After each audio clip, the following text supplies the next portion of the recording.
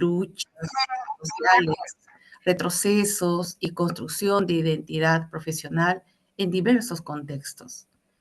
En el caso peruano, es decir, en nuestro país, el trabajo social se institucionaliza recién el 30 de abril, en 1937, con la creación de la Escuela de Servicio Social del Perú, mediante la Ley 853.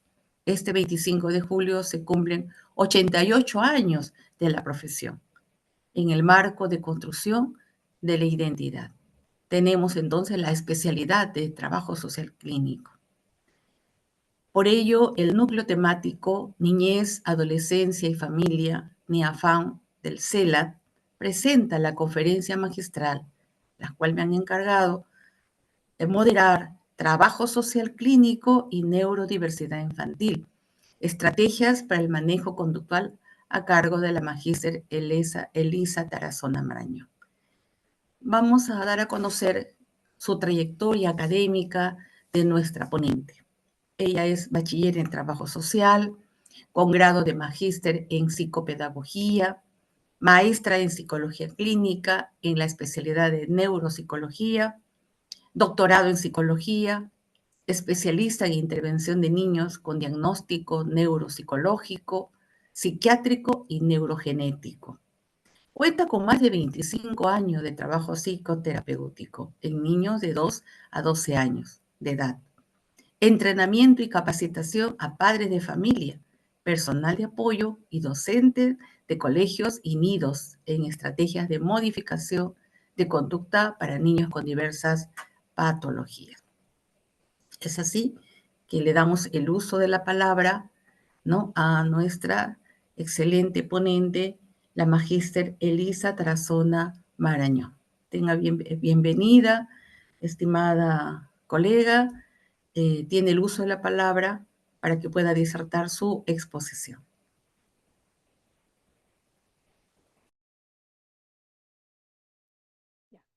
¿Cómo están? Qué lindo regalo acabo de recibir de poder tener contacto con tan maravillosas personas. La verdad es que cuando me dieron la invitación me emocioné mucho porque me parece maravilloso que poder compartir con ustedes mi humilde experiencia y mis humildes conocimientos, ¿no? Gracias por la presentación. Y bueno, solo contamos con una hora, así que voy a tratar de resumirlo. Como bien dijo la colega, tengo más de 20 años trabajando con niños que tienen una condición, tanto desde una intervención de niños que presentan problemas neurológicos, psicológicos y tanto en la parte genética o psiquiátrica, ¿no? Bien, ¿cómo comenzó esto? Pues una vez que terminada la profesión, me di cuenta pues que si bien es cierto, el objetivo del TS es el bienestar de las personas, lo cual me parece fabuloso, pero entendí que con el tiempo debemos ser un poco más precisos y la vida me llevó a tener contacto con niños que tienen una condición, ya sea TDAH, TEA, ya sea colpocefalia y X ejemplos. Y me vi en la necesidad de decir, bueno, creo que tengo que ampliar mis conocimientos. Entonces dije, a empaparse. Y justamente cuando vas a trabajar con niños que presentan estas condiciones, es necesario que manejes una serie de técnicas psicoterapéuticas. Y una de las técnicas que utilizo es el TCC, que es la terapia cognitivo-conductual, que lo aprendes mucho culminando una maestría justamente en psicología clínica. He tenido la oportunidad de trabajar con niños que presentan, por ejemplo, colpocefalia. He tenido la oportunidad de trabajar con niños que presentan autismo. Disculpe, Magíster Elisa, se escucha un poco bajo el audio. Uy, ¿ahí me escuchas? ¿Ahí me escuchas? Sí, creo que ahí está mejor. Creo que no lo cogía bien. Ya, perfecto. ¿Ahora sí? ¿Se escucha mejor? Sí, está muy bien. Ya, genial. Gracias por decir. Entonces, ¿cómo se empieza este trabajo? Lo importante es manejar pruebas, ya sean psicométricas o proyectivas. En realidad, mi fuerte es básicamente la intervención. Es un trabajo interdisciplinario en la que de manera paralela trabajas con otros terapeutas, ya sea en la parte de lenguaje, ocupacional y también con neurólogos y psiquiatras. Normalmente en mi caso me derivan estos pacientes y yo trabajo desde tres dimensiones. Lo que es el paciente forma parte de una familia y paralelamente también con el colegio. Entonces, estos tres campos que es individuo, familia y social, que viene a ser la parte de la entidad educativa, se unifica y se trabaja de esta manera, ¿no? Lo que llamamos son bloques. Si tienes la oportunidad de poder trabajar de manera interdisciplinaria con otros profesionales, el progreso es mucho, mucho mejor. Bien, en una primera instancia, ¿qué se hace? Se hace una evaluación conductual, que es básicamente una observación, una guía de observación, en la que sacas una serie de ítems y puntos que te van a permitir ver qué conductas tienes que modificar. Muchos de estos niños presentan impulsividad, presentan agresividad, presentan problemas de aprendizaje, presentan poca tolerancia a la frustración, en algunos casos autoflagelación. Entonces, ahí es donde se requiere intervenir directamente en estas dificultades. ¿Cómo lo haces? Normalmente las sesiones son de 12 sesiones que se dividen en 3 meses. Si el niño está medicado, trabajas de manera paralela con el psiquiatra o con el neurólogo y estableces todas tus técnicas y estrategias para poder modificar la conducta con el niño en una sesión y paralelamente entrenas al padre de familia, porque nosotros en el área donde me desempeño solo tienes un tiempo corto de 45 minutos. Y en realidad así no logramos nada. Y lo que buscamos son cambios, esquemas, percepciones, para que puedas hacer que este niño logre regularse, tener una mejor interacción familiar y paralelamente una mejor interacción en el colegio. Pero Elisa, o sea, ya, ok, este niño tiene problemas en el colegio, no puede socializar, no respeta normas. ¿Realmente eso es un problema? Claro que sí. Porque este niño progresivamente va a ir creciendo, se va a convertir en un adolescente y un adulto y no va a poder encajar dentro del entorno en la que se desenvuelve. Y no se supone que como trabajadores sociales nuestro objetivo es el bienestar del ser humano. ¿Y cómo conseguimos ese bienestar? Potencializando sus capacidades y sus habilidades. ¿Por qué? Porque el ser humano es un ser biopsicosocial. Bio, la parte biológica, biosocial, la parte intelectual y también psicológica, porque nosotros actuamos en base a qué? A nuestros pensamientos, porque percibimos lo que sucede a nuestro alrededor, lo transformamos en pensamiento y ese pensamiento nos lleva a una conducta. Y si esta conducta está errada, si esta conducta tiene una mala interpretación, ¿eso que afecta? Nuestra autoestima. Y el niño, como muchos adolescentes también, y quizá también adultos, al sentirse invadidos, inseguros, ¿cómo reacciona? Dos formas, llanto o agresividad o aislamiento. Entonces es ahí donde nosotras podemos intervenir. Les voy a compartir un caso. Vamos a llamarle Pedro, tiene 6 años de edad, es diagnosticado con TEA, tiene la condición, recuerden que el autismo es una condición, no es una enfermedad, y también presenta pequeños rasgos o algunos rasgos de ansiedad.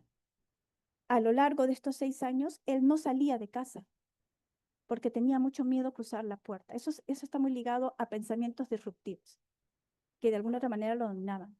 El entorno familiar, que ese es otro tema que también podemos abordar, con tal de no tener situaciones complicadas, accedían y este niño, Pedro, no salía de la casa, no iba al colegio. Apenas abrían la puerta, entraba en crisis, en llantos desesperados, en morder a la mamá cuando lo cargaba. Me lo derivaron, dijera, ¿sabes qué? Elisa te va a ayudar. El servicio que yo brindo, yo tengo una empresa, y el servicio que yo brindo es a domicilio. Pero Elisa, ¿por qué lo haces a domicilio? Porque tiene mejor efecto.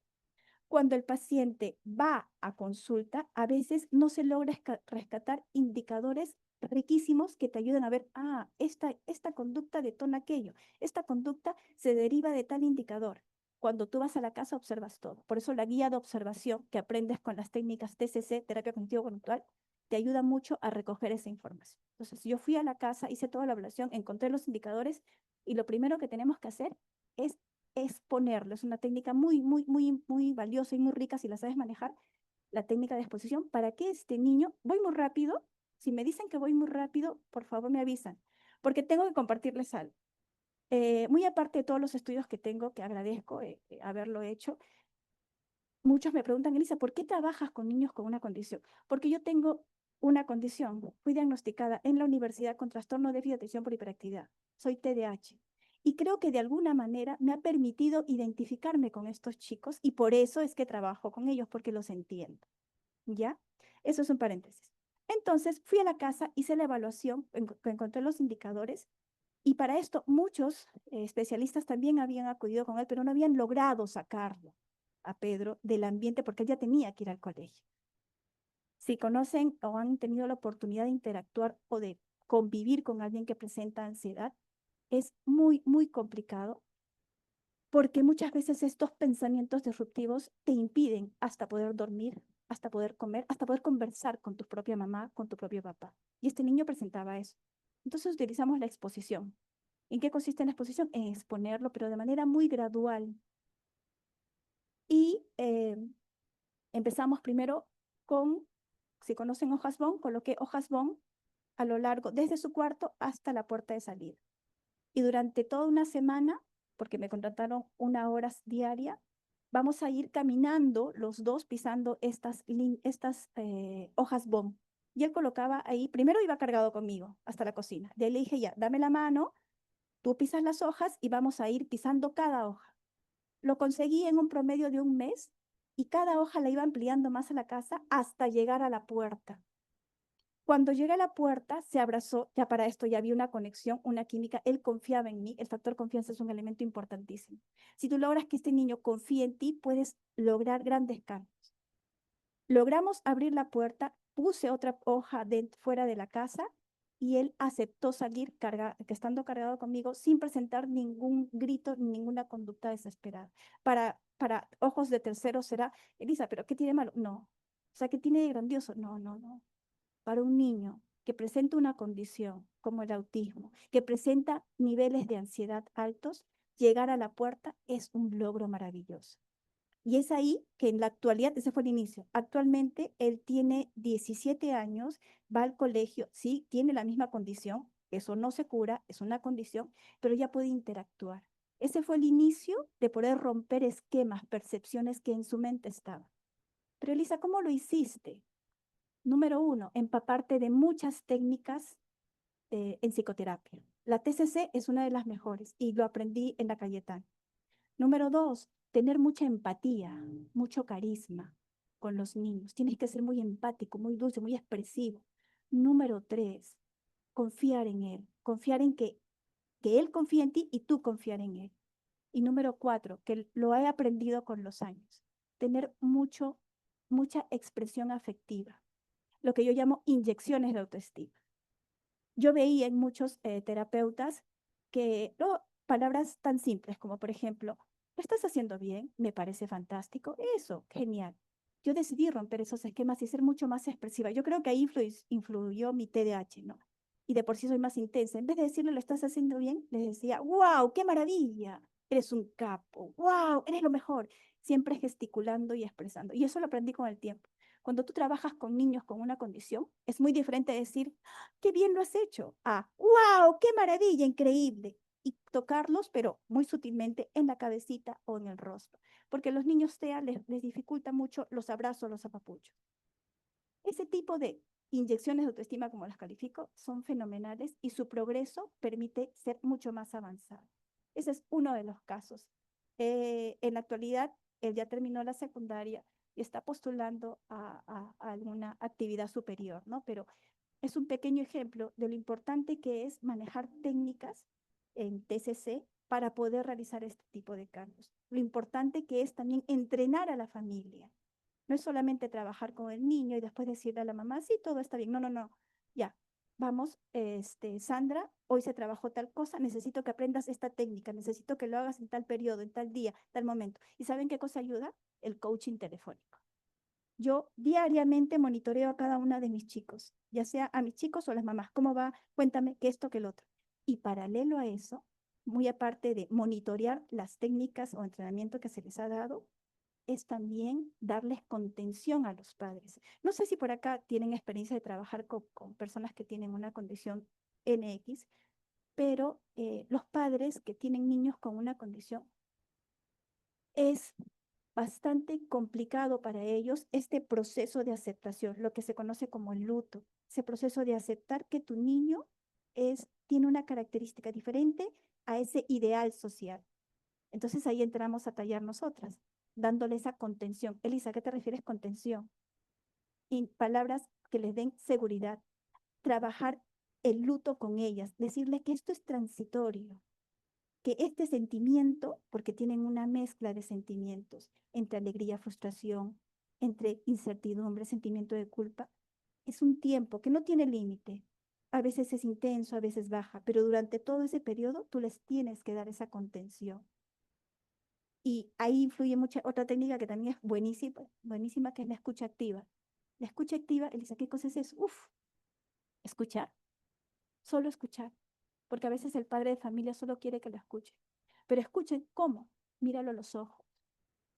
Si puedes, toca su mano, quédate en silencio, sea asertiva con tu mirada. Tus expresiones son muy importantes.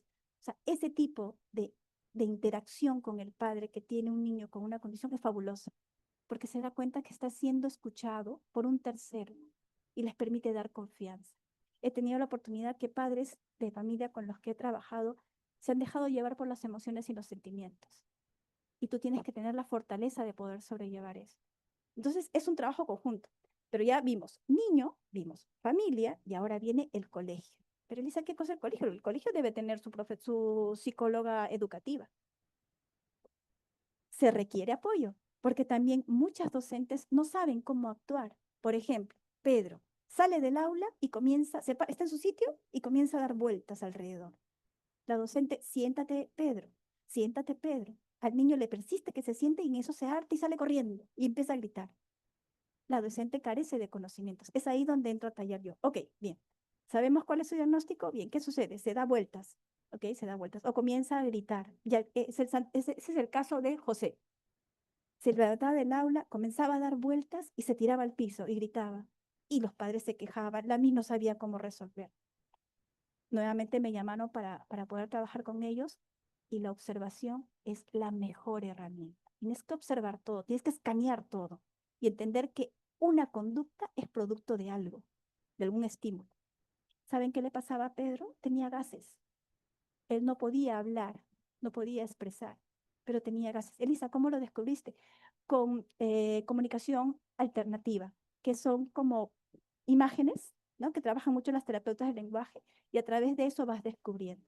Él no podía decir que tenía gases, que le dolía su barriguita, pero con el apoyo de la terapeuta del lenguaje con material visual logramos entender. Pero Elisa, ¿qué hiciste tú ahí? Observé, relacioné, investigué, rastreé todos los datos y dije, esto es un dolor físico, esto no es sensorial, porque hay muchos problemas sensoriales en los niños con autismo.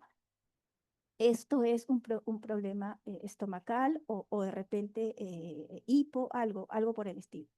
Logramos descubrirlo, le decimos a la mamá y ya nos mandaba el medicamento adecuado, aerosol, si no me equivoco, no me acuerdo el nombre, y esto permitió que él esté mucho mejor. O sea, esos pequeños detalles ayudan para que él pueda estar un poco más, comunicar cuando no tiene alguna dolencia, algo que le incomoda, y a partir de eso relacionarse un poco mejor con el entorno. Porque los niños que tienen una condición, como todos los seres humanos, y me incluyo, necesitan interactuar con el entorno. El ser humano es un ser social. La forma, la dinámica varía de acuerdo a cada persona, pero los niños con una condición necesitan compartir con sus compañeros, pero a veces esta desregulación emocional hace que el entorno los aísle y ellos sufren mucho. Una vez más, tenemos que intervenir, ¿cómo? Entrenando a la docente, dándole técnicas en las que puedan interactuar y compartir este niño con otras dinámicas que se den en el aula, que se den en el colegio. Ese es otro ejemplo. En otra oportunidad he tenido la dicha de poder trabajar con niños insulino dependientes, con niños con trastorno de ansiedad, con colpocefalia. Elisa, ¿qué es eso? Ok, niños insulinos dependientes, como ustedes saben, muy aparte que requiere una intervención médica y un control médico, ellos presentan también problemas conductuales, en el sentido que cuando hay una baja o una subida del azúcar, pues o están muy intensos o muy desconectados y requieren técnicas de contención y de canalización. Los niños he tenido el caso de trabajar con un niño con colpocefalia, que es una alteración en las astas occipitales del cerebro. Y esto permitía que presente problemas de lenguaje, de aprendizaje, de comprensión para poder seguir los comandos. Pero Elisa, ¿qué tiene que ver tú, lo que tú estás haciendo con el aprendizaje? Yo no trabajo aprendizaje, yo no trabajo lenguaje, yo trabajo interacción, que el niño logre mejorar esa conducta para poder interactuar. Pero si él tiene déficit cognitivo, lo que antiguamente se llamaba retraso mental, ¿cómo va a poder comprender los comandos? ¿Cómo va a poder comprender un juego como la chapada, las escondidas? Es ahí donde nosotros intervenimos para enseñar, ¿no? ¿Qué otra cosa más? Bien, actualmente me están llegando a la empresa muchos niños que se autolesionan, ¿no? Ya sea dándose golpes en la cabeza, ya sea mordiéndose, o sea, diferentes partes del cuerpo. Lisa, ¿por qué pasa eso? Básicamente puede ser por algún dolor o incomodidad o frustración, ya sea sensorial, algún olor, algo que les molesta, o alguna textura o algún pensamiento. Y esto puede darse en aula o puede darse en la casa. Y ahí hay dos formas de intervenir, con la madre y con el menor. Número uno, encontrar qué es el detonante, cuál es el detonante. Y número dos, darle contención a la madre. Porque una madre que ve que su hijo está de esa forma con un episodio de crisis, realmente le afecta y se siente impotente. Y es donde nosotras tenemos que manejar técnicas de modificación de conducta, técnicas de relajación, técnicas de exposición, ¿qué otra más? De estructuras cognitivas. O sea, ese tipo de conocimientos, de estrategias, tenemos que dominarlas al derecho y al revés para poder intervenir en estas situaciones. Elisa, ¿tú trabajas en grupo? No, yo trabajo de uno a uno. Paciente, niño. Familia del paciente, niño. Docentes del colegio, del niño. Es así como trabajo. ¿Por qué no lo haces en grupo? Porque yo creo que es mucho más efectivo, enriquecedor y mucho más agradable si es face to face que en grupo. ¿Ya? Bien, ¿qué otro ejemplo más les puedo dar? He tenido la oportunidad de trabajar con niños con síndrome de abstinencia. Elisa, ¿qué es eso? Son niños que han sido producto de de madres adictivas, ¿no? Entonces el niño durante el embarazo recibió también este tipo de influencia y nació con síndrome de abstinencia. Estos niños normalmente presentan el diagnóstico de TDAH, ¿no? Y también una marcada impulsividad. Ahí de todas maneras se requiere el apoyo del psiquiatra o del neurólogo para que puedan darle algún ansiolítico o algún medicamento que ellos requieran, ¿no? Una vez que están, cuando trabajas con psiquiatras o con neurólogos, 50% es la medicación y el 50% es la terapia que tú tienes que brindar. Y se trabaja también de manera paralela. Cuando es un ancla, cuando a veces los padres no logran ser conscientes de la situación y tú tienes que escalar. Entonces, si el padre no es, los padres no son personas que te van a ayudar a este proceso de reestructuración, de percepción del niño, acudes a un tercer miembro que viene a ser la abuela o los tíos, ¿no?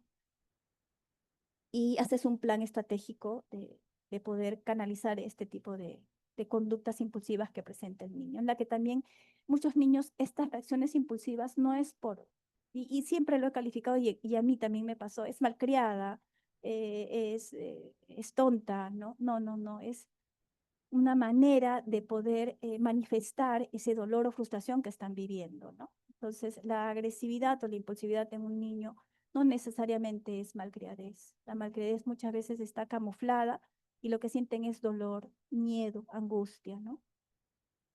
Y es un trabajo arduo, metódico, organizado. La evolución tú la ves en la frecuencia y en la intensidad. Si, por ejemplo, hacía 10 pataletas o tuvo 10 crisis en una semana, pasado los 3 meses, que es el promedio, esas 10 pataletas se reducen a 5. Y la intensidad de cada pataleta podían llorar 1, 2 horas, ¿no? Ahora llora solo 10 minutos, 5 minutos. Es ahí donde tú ves la evolución, ¿no? También ves la evolución en el sentido de que manifiesta cómo se siente, expresa sus emociones, qué le gusta, qué no le gusta, ¿no? No todas las sesiones van a ser como tú esperas. Van a haber sesiones en las que hay un retroceso. Se llaman picos. ¿no? La idea es que esta línea de evolución en frecuencia e intensidad se vea de manera ascendente. Puedes tener un quiebre, ¿no? Un pico, un retroceso mínimo, pero le das nuevamente la contención y ves la evolución progresiva, ¿no? Pero si la familia no está compenetrada, si la familia no está cohesionada y el colegio tampoco, no hay avance, ¿no? Estás en un círculo vicioso y ahí tienes que cambiar la dinámica y ver de qué otra manera puedes sacar que este niño pueda evolucionar y tener todo lo que se requiera para que él pueda trascender, ¿no? Es todo un proceso. El tiempo de trabajo, tengo yo llamo la dicha, porque tengo niños que empiezan conmigo desde los 2 años y están conmigo hasta los 18. Pasado los 18 yo ya no continúo con ellos. Pero dice, ¿estás todos los días? No, conforme vaya evolucionando, vas reduciendo las sesiones. Y hay papás pues, que me dicen, Elisa, no te quiere perder y te quiere ver al menos una vez al mes, ¿no? Hay otros que son mm, monitoreados esporádicamente, pero ya depende básicamente del acuerdo que tú llegues con cada familia, ¿no? Las sesiones que se brindan, como les dije, son de 45 minutos y la frecuencia varía según la característica. En la actualidad me está llegando mucho adolescentes que desde hace 2 años, 3 años, comenzaron a llegarme adolescentes, ¿no? Eh, Decidí aceptarlos, decidí trabajar con ellos, para eso nuevamente te tienes que empapar. Yo no manejo el enfoque sistémico de por sí, no. Hay un colega, Carlos, que sí lo hace perfectamente. Pero sí tomo algunas pequeñas estrategias para poder aplicarlas cuando tengo que concientizar a la familia, pero de por sí no lo toco porque es mucho más profundo, hay que manejar más técnicas sobre eso. Pero sí los complemento porque es necesario el apoyo de la familia, ¿no? Entonces, con los adolescentes, ustedes saben que el adolescente dice lo que piensa, más no lo que siente, ¿no?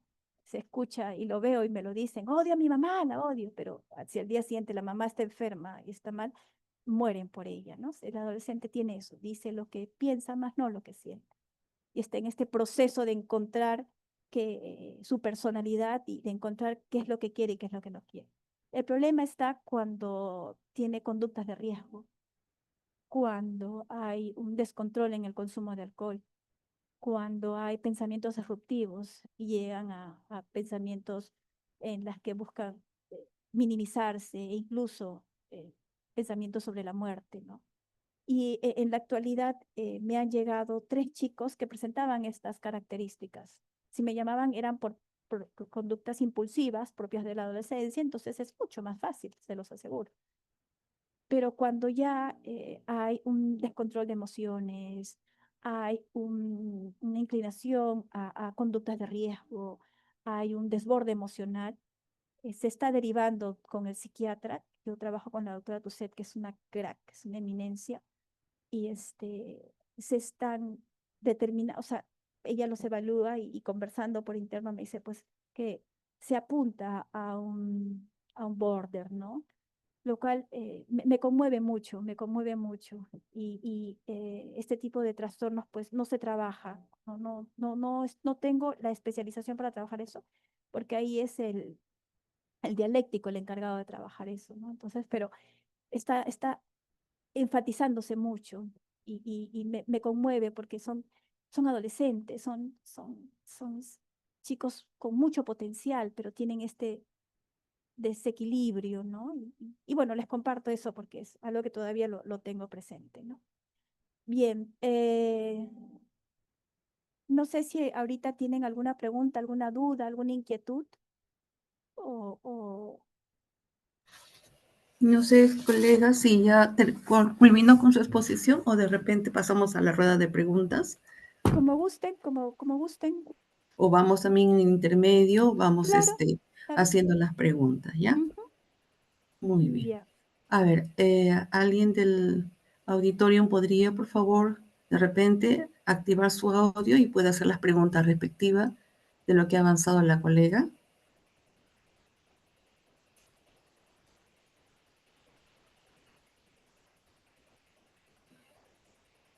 Quisiera hacer un pequeño resumen de lo que ya ha conversado, lo que nos ha señalado excelentemente, estimada colega. Es en realidad una temática bastante importante que tiene que ver con la intervención, ¿no? Social y psicológica también con los niños con dificultades, ¿no? Creo que también se les llama problemas del neurodesarrollo, ¿no? Ha Sí, señalado la expositora que se busca incorporar a los niños a su vida diaria, que regulen su conducta, porque tenemos que tener presente como trabajadores sociales que buscamos el bienestar, es que las personas tenemos pues tres lados, tres dimensiones importantes, como son lo biológico, lo psicológico y lo social. Y la idea fundamental es que ellos alcancen, pues, ¿no? O logren la interacción. Entonces, aquí es interesante, nos ha hablado sobre varias técnicas que han desarrollado en algunos de sus casos. También nos ha señalado cómo hacerlo, cómo trabajar con los niños, cómo qué hacer con las familias, cómo trabajar con los docentes, con los maestros en el colegio, ¿no? En el caso de los niños, ¿no? Es un trabajo más individual, no colectivo, sino individual, porque es mucho mejor, es mucho más enriquecedor, nos ha señalado la colega, aplicando técnicas psicoterapéuticas, la empatía, confiar en él, la expresión afectiva, es decir, lo que nos ha señalado muy fehacientemente la inyección de autoestima. En el caso de las familias, trabajar en la situación de luto en ellas, ¿no? Sobre todo porque muchos de los padres no aceptan que sus hijos tengan este tipo de condición, ¿no? Y para ellos es muy duro. Por lo sí. tanto, nos ha manifestado la contención, trabaja con la técnica de la contención, la escucha activa al padre de los niños, ¿no? Y en los colegios, importante que cada colegio debe contar con una psicóloga educativa y también un trabajador social, y utiliza la observación y la comunicación interactiva, ¿no? Como sobre todo fundamentalmente porque el material audiovisual, sobre todo, ayuda mucho a los niños fundamentalmente de este tipo de condición, ¿no? Nos ha hablado que como trabajadores sociales se busca la interacción de los niños. Ahí está el kit un poco del asunto que de repente podemos un poquito más explayar, ¿no? ¿Qué funciones, qué roles, ¿no? Cumple el trabajador social, ¿no? Que de hecho necesita pues una especialización en este campo, ¿no? Profesional, ¿no? Su condición y que actualmente se está llegando, se está viendo mucho a partir de su intervención, muchos adolescentes, ¿no? Que indudablemente se trabaja con sus conductas, me dice, impulsivas, pero las que ya son de riesgos, ¿no es cierto? Ya tienen un desborde emocional, ya esto tiene que ser trabajado con el psiquiatra, ¿no? No sé si de hecho un poquito el resumen de su exposición, Lo mi hizo estimada María. fantástico. Lo hizo fantástico. Sí, sí, sí, sí. Justamente por ahí creo que vi una pregunta, ¿cuáles son los factores? Es multifactorial. No tengo el nombre de la persona, pero hizo una pregunta de que ¿a qué factores originan estos desequilibrios? Es multifactorial, o sea, puede ser un factor neurológico, un factor psiquiátrico, una descompensación química, ¿no? En el caso del TDAH y el autismo, hay también un factor hereditario. Como me decía, yo trabajo y he vivido, he convivido con autistas y ellos me enseñaron muchísimo. Es más, yo siempre digo que aprendes más de la comunidad autista viviendo con ellos que de los mismos libros, ¿no? Y en la actualidad muchos autistas ya tienen la posibilidad de procrear, ¿no? De unirse a un neurotípico y tener hijos, ¿no? Y eso equivale a que también tengan más niños con esta condición. Ahora, recuerden que en el autismo hay tres niveles de apoyo, uno, dos y tres, ¿no? El que es más complejo es el que requiere más apoyo, ¿no? Eso también es importante.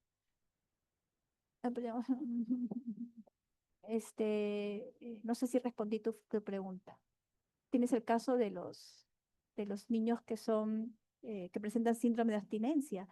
Fue básicamente porque la madre era adictiva, ¿no? Entonces ahí, y muchos niños que tienen este síndrome de abstinencia presentan el diagnóstico de TDAH y también la impulsividad, ¿no? Entonces el trastorno de impulsividad o conductas oposicionistas, ¿no? Entonces es multifactorial. No sé si respondí tu pregunta. Sí, señala que hay que ampliar, dice, las características, sí, podría ampliar las características de los niños con abstinencia. Ya, Sí. Los niños con síndrome de abstinencia, el origen muchas veces es por el consumo de una sustancia adictiva. Yo te puedo dar una definición a nivel conductual. Tienen poca tolerancia a la frustración, tienen irritabilidad, tienen conductas impulsivas, hay un problema, un desborde emocional en la que los niños con esta característica requieren apoyo psiquiátrico, o sea, apoyo químico. Problemas de aprendizaje, en algunos casos problemas de lenguaje, problemas para dormir, ¿no? Son muy intensos. Siempre se les está realizando una actividad con otra actividad, ¿no? Entonces, eso, por la misma característica del diagnóstico, es muy complicado en las interacciones sociales, ¿no? Entonces, comúnmente tienen problemas eh, con sus pares, con sus compañeros. Y es ahí donde se tiene que intervenir, ¿no? Pero es bastante complejo, es bastante complejo. Ujú.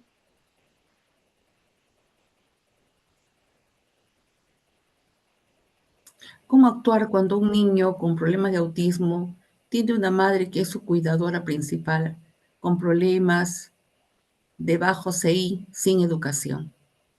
Ya. Te voy a ser honesta, la empresa que yo tengo trabaja solo con un sector social alto, ¿no? No he tenido la oportunidad de trabajar con madres con un bajo, con bajos recursos y con carencias en cuanto a su desenvolvimiento, ¿no? Pero los años me han enseñado que el límite te lo pones tú como profesional, que no existe el no puedo o no sé qué hacer. Entonces, si me contextualizo y ahorita mi cabeza está pensando en alternativas, si tú encuentras a una persona que tiene, bajo CI te refieres al coeficiente intelectual, ¿verdad? ¿No? Con Sí, un bajo nivel de de, educación, de ajá, coeficiente intelectual. coeficiente intelectual, ¿sabes qué te sirve? Porque yo trabajo con niños que tienen esa característica, el apoyo visual.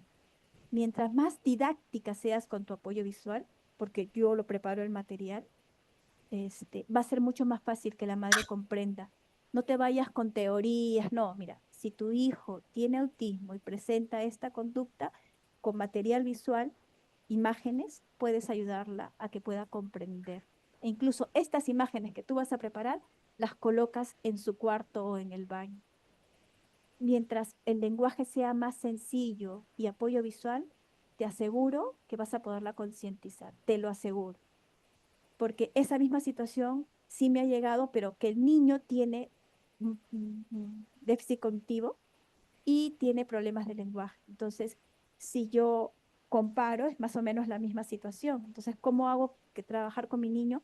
Material visual y aprendizaje repetitivo. Los niños que tienen déficit cognitivo y los que tenemos déficit de atención requerimos el aprendizaje repetitivo, una y otra, diario, diario, diario, diario, y te aseguro que se logra incorporar ese conocimiento.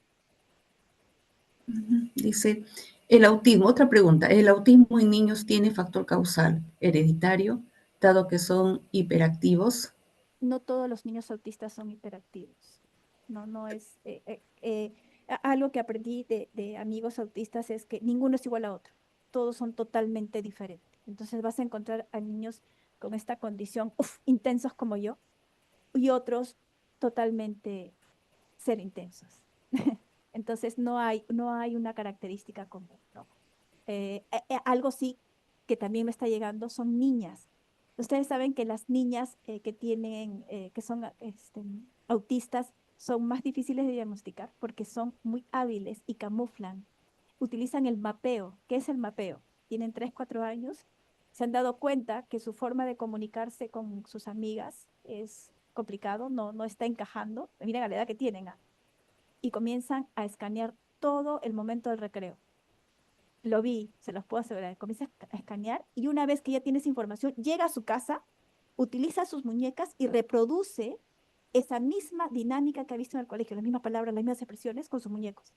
Lo repite una y otra vez. Y al día siguiente, ese aprendizaje lo repite en el colegio. Es increíble, ¿no? O sea, es Mm, increíble. Sí, se llama mapeo. ¿Qué mapeo. más? Dice, ¿Quieres? ¿podría detallar las técnicas aplicadas en la intervención con familias? Gracias. Ya. Recuerda que yo no trabajo el enfoque sistémico, pero sí trabajo tengo que concientizarlos y tengo que darles contención. Una de las formas es utilizar el coaching telefónico y la otra es la escucha activa. A una mamá que tiene un niño con cualquier condición, lo último que puedes decirle es, te entiendo. No, no puedes entenderlo porque tú no tienes, a menos que tengas un niño con una condición.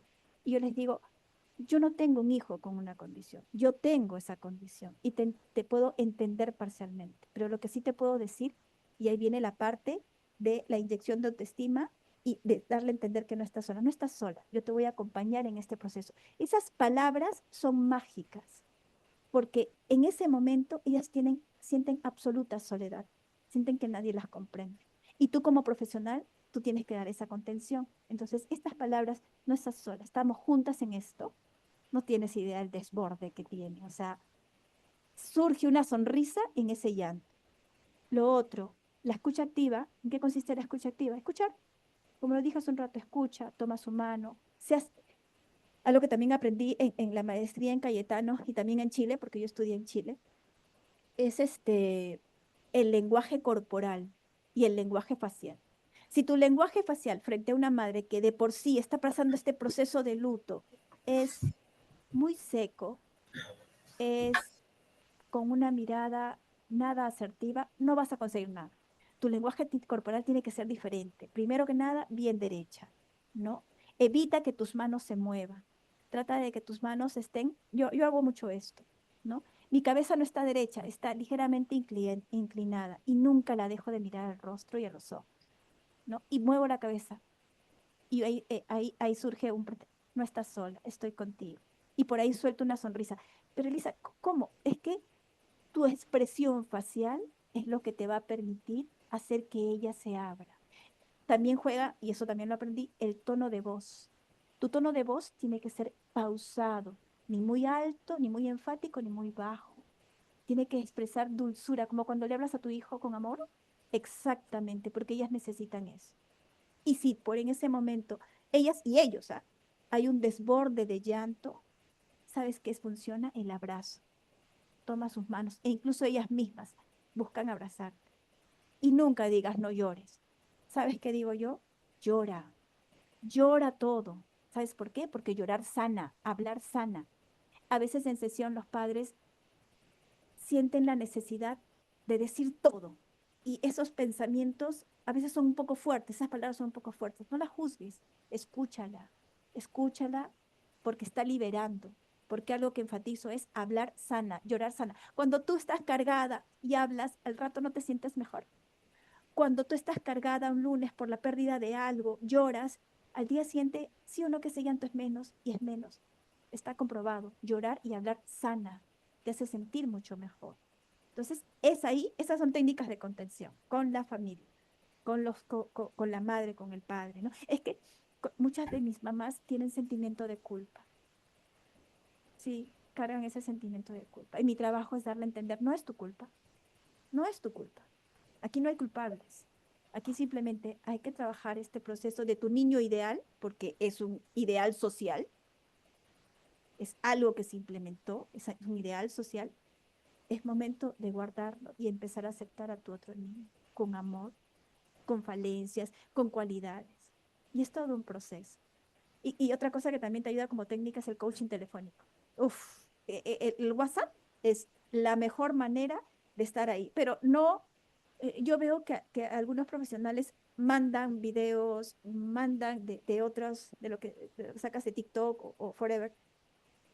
Tú haz tu audio, tú haz tu texto y dile, vamos, o sea, estoy contigo, es un día más, agradece que tenemos esto, que tenemos lo otro, mira el pequeño logro de tu hijo, o sea, le haces ver esos pequeños avances de tu bebé y se das cuenta que, oye, sí, vale la pena, ¿no? Y un abrazo grande. En la universidad siempre se recalcaban, tienes que establecer una línea, no puedes dejarte llevar por tus emociones, tienes que ser objetiva. Te soy sincera, yo no puedo. No puedo, o sea, yo siento que tengo la acogida que tengo porque mis horarios están copados, por eso es que solamente cuento con una hora con ustedes, es porque yo rompí eso. porque soy un ser humano y porque te identifico y te identificas conmigo, yo me identifico contigo, entonces estamos juntas. Y eso ha permitido acompañar a tantas mamás y estar también con los mismos chicos, ¿no? La vestimenta, uff, eso también influye mucho. Si vas a trabajar con la familia y con el niño específicamente, no te vas a ir en tacos, pues. Entonces, si tú te encuentras conmigo o en alguna casa, tú me vas a ver a mí con zapatillas, con buzo, con pantalón ancho, porque estamos ahí en el suelo jugando. Y hago que la mamá, esa es otra técnica, y el papá participe del juego del niño. Lo involucras, de a poquitos, pero lo involucras. ¿Ya? No sé si respondí tu pregunta. Ujú. Otra pregunta acá. Desde su práctica, ¿cuál ha sido la técnica más efectiva con la cual ha logrado un avance significativo en sus niños o niñas? La TCC, terapia cognitivo-conductual, y tienes que entrenarte, tienes que entrenarte. Hay infinidad de técnicas, pero con niños con una condición, la TCC. La terapia dialéctica cognitiva es también muy buena para casos de border y de TLP y de, ay, ya se me fue la otra, bipolaridad, sí, pero yo no me he especializado en eso, espero hacerlo, pero la TCC es la mejor. Si tienes la oportunidad, no un curso, la misma especialización te van a abrir puertas. Vale la pena. Chicas, ¿saben qué? Vale la pena invertir en uno. O sea, no se queden solamente con, inviertan, hagan maestrías. Ya si pueden irse al extranjero, hagan. Todo eso que aprenden tiene frutos. Y si a eso le metes tu característica como profesional, uff, tienes trabajo para mucho tiempo. ¿Respondí tu Ujú. pregunta? Muchas gracias. Sí, Sí. otra, ¿cómo identificar alguna de estas condiciones? Por ejemplo, hay un niño de 10 años que se olvida las cosas, se muerde mucho las uñas, Oh, no le interesa el estudio. oh, ya. Ok. Ahí primero tienes que descartar si él a nivel social tiene un buen proceso de interacción. Uno, dos. No le gusta el estudio, ¿por qué? Porque tiene un problema de aprendizaje, porque tiene déficit de atención. Pero Elisa, ¿cómo se hace eso? En la maestría que seguí, en las dos maestrías, te entrenan para trabajar pruebas psicométricas, colectivas y psicopedagógicas. Mi fuerte no son las pruebas. Yo no hago pruebas porque por mi misma condición es mucha información. Yo soy más de, como tengo gente que trabaja conmigo, hace las pruebas, yo tengo los resultados y comienzo a intervenir. Entonces, lo ideal sería que este niño pasara a una prueba y a partir de eso encontrar los detonantes, porque tu trabajo es los detonantes. Si no hay problemas de aprendizaje, si no hay problemas de lenguaje, si no hay déficit cognitivo, entonces es emocional conductual. Quizá hay problemas en el lugar. ¿Saben por qué estudié psicopedagogía? Porque muchas veces el problema conductual conlleva que tengas problemas de aprendizaje o viceversa. Los problemas de aprendizaje conlleva que tengas problemas conductuales. Eso está siempre así, ¿ya? Entonces, tienes que hacer que lo evalúen y a partir de eso, con entrenamiento, es que tienen que entrenarse, ya puedes intervenir, ya puedes intervenir. ¿Alguna otra pregunta? Sí, me dice otra pregunta. Una atención en consulta, ¿cuánto tiempo le dura con un paciente? ¿Y cómo hacer el coaching telefónico? ¿Hay un tiempo para este procedimiento? Sí, las sesiones duran 45 minutos. Recuerda que yo soy a domicilio, yo voy a la casa, 45 minutos. Empiezo a las 4, termino a 4:45. Ya, ¿qué más? ¿Cuánto tiempo con un paciente? ¿Y cómo hacer el coaching? Sí. El coaching telefónico depende de cada uno. En mi caso, yo lo hago diario. Tengo, por ejemplo, puedo tener 6 pacientes en el día o 8 pacientes. Entonces, hago una relación aparte. Ahí te ayuda mucho la inteligencia artificial. Chicas, deben manejarla. En la que le dices más o menos las técnicas que vas a hacer y ¡puf! Lo resume y se lo mandas al padre. A menos que, eso es para hacerle recordar las técnicas, pero si quieres saber cómo está, deja abrir tu corazón. Por ejemplo, yo no las trato de usted a las mamás, nos tratamos de tú. Mari, ¿cómo estás? ¿Cómo amaneciste? ¿Cómo te encuentras? Cuéntame, ¿almorzaste? ¿Cómo está su hijo que es José? ¿Cómo está José? ¿Se despertó bien? Vamos, cuéntame que necesitamos estar al día. Eso es en la mañana. A ver, si no me responde, porque tienen que responderme, a golpe de las 3 de la tarde, pasó algo, necesitas algo, requieres tal cosa.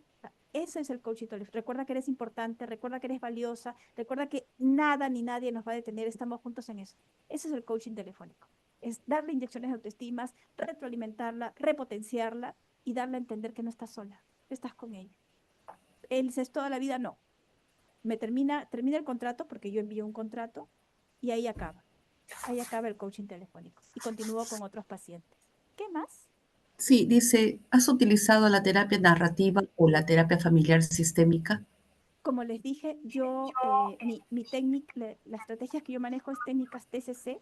La terapia sistémica no la trabajo en su totalidad porque no me he especializado en ese campo. Hay que seguir un entrenamiento largo, y yo no trabajo eso, pero sí cojo, por ejemplo, sesiones familiares, algunas cosas, pero no es mi campo. No, prefiero derivarlo con otro especialista que maneja, y al derecho de revés, la terapia sistémica.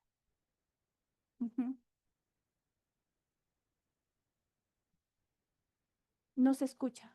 Ay, Ajá. ¿me escuchas? ¿Me Sí, escuchas? sí, sí. Ya.